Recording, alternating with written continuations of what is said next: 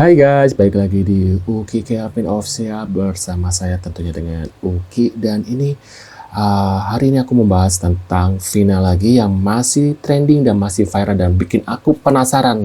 Makanya aku selalu membahas tentang Vina dan Vina, karena ini kasusnya benar-benar rumit ya, dan memblunder banget gitu loh guys. Dan aku penasaran banget nanti endingnya seperti apa nih ya dari kisahnya. Apakah benar-benar akan terungkap, apakah benar-benar akan mengambang seperti ini guys, seperti tahun 2016 itu guys.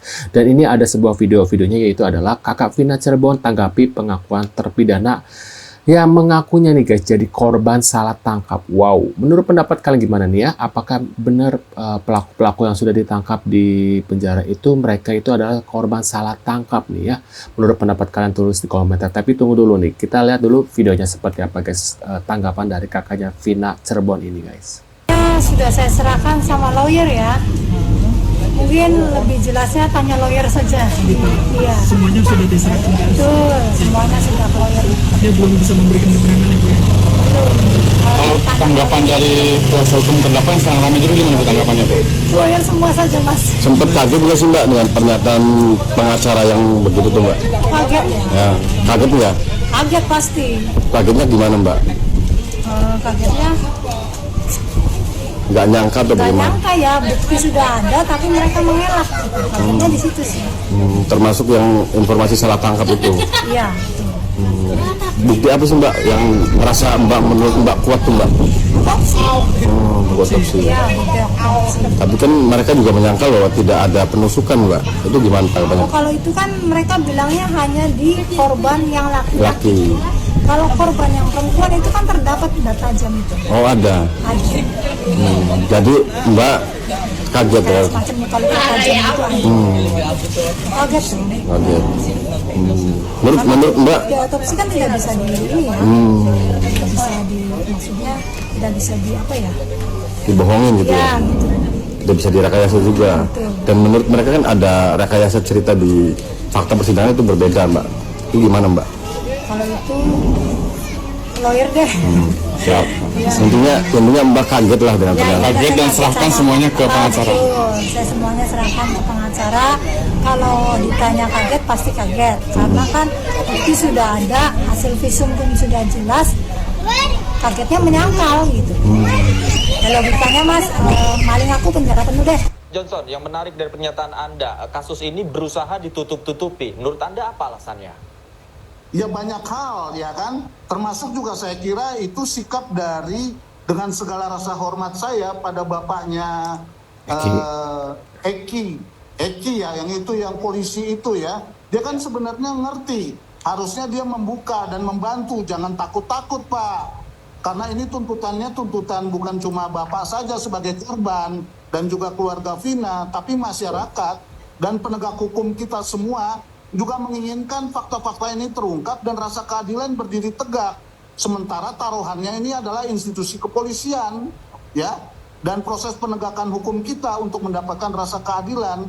Sementara kasusnya sudah berkembang, ya, seperti yang Bapak rasakan di dunia maya dan dunia goib, gitu. Karena ini ada soal-soal orang kesurupan dan lain sebagainya yang sudah menyebar di masyarakat.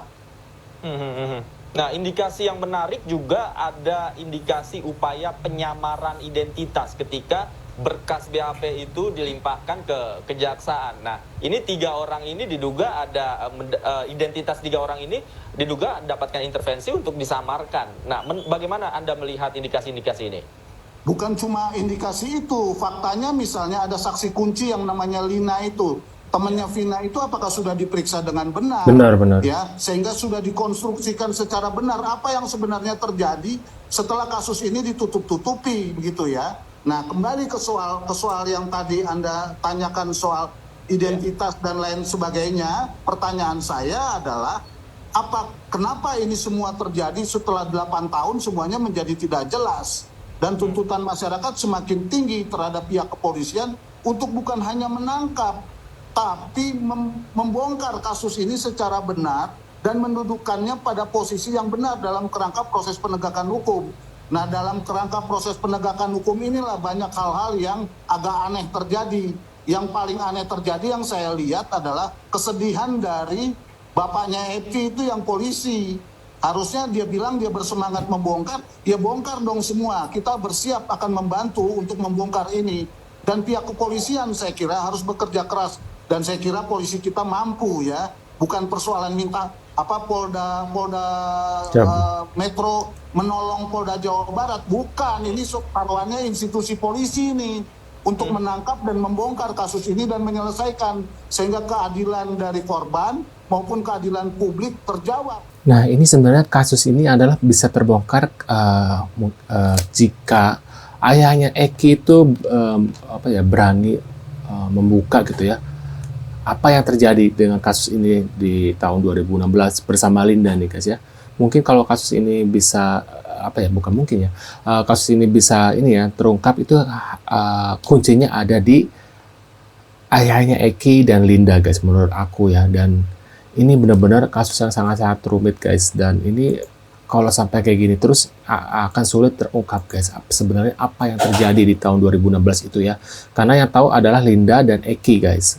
Apakah murni kecelakaan ataukah emang benar-benar kejadiannya seperti yang di film itu guys. Nah, ini ada sebuah video ya guys ya yang mengatakan ada sebuah video yang mengatakan kalau ini adalah Peggy ya, alias Peggy Setiawan yang asli guys, anaknya dari Bupati mantan Bupati Cirebon guys. Yuk kita lihat videonya. Nah, mirip nggak nih kata netizen? Wow, dari foto emang agak mirip sih guys. Peggy Setiawan ini akun dari TikToknya ya, TikTok dari Peggy Setiawan 1978. Menurut pendapat kalian gimana? Lihat deh, perhatikan dari matanya ya, dari kalau hidung nggak mirip ya, dari bentuk bibir sama, yang paling mirip itu sorot matanya sih guys, sama kepalanya ya, sama telinga guys, bentuk telinga yang mirip. Mungkin dua orang ini bisa nggak ya di tes DNA ya, apakah dua orang ini adalah satu ini ya, anak dan bapak gitu guys. Tulis di komentar menurut kalian gimana ya, apakah perlu tes DNA dua orang ini guys, karena emang hampir mirip dan semua netizen mengatakan kalau mereka itu seperti anak dan bapak gitu guys. Jadi perlu tes DNA supaya masyarakat, wah ternyata mereka nggak ada hubungan darah gitu guys. Menurut pendapat kalian gimana nih, tulis di kolom komentar ya. Ini ada sebuah video guys, penangkapan dari Peggy, dan ini komentar dari ibunya Peggy guys setelah ditangkap. Ya, kalau saya boleh ngomong, tunjukkanlah jalan kebenaran bagi anak saya. Sedangkan anak saya juga tidak pernah melakukan kejahatan itu. Teliti dulu. Gimana ya, kejahatan? Oh ini juga tadi ya mirip ya sama yang dari anaknya bapak sama yang bupati itu, wajahnya mirip loh guys, tuh lihat ya, mirip loh. Nggak tahu sih, ini dugaan aku aja ya guys ya. Masalahnya menurut aku ya nggak ada ya seorang anak mengaku melakukan kejahatan atau melakukan dosa ya, seapapun gitu ya. Ibu kan nggak setiap saat melihat kelakuan anaknya di luar gitu ya. Sebaik-baiknya anak juga, sejahat-jahatnya anak tentu bakal menutupi apa yang dilakukan di luar rumahnya gitu guys. Sebelum menangkap, jangan asal tangkap. Anak saya itu tidak salah apa-apa. Anak saya tidak salah apa-apa katanya kan gitu kan. Wah, menurut pendapat kalian gimana nih? Menurut ibunya itu anaknya salah tangkap dan nggak bersalah gitu guys. Menurut pendapat kalian gimana? Apakah Peggy ini adalah asli atau yang bukan? Apa yang kanan nih guys ya?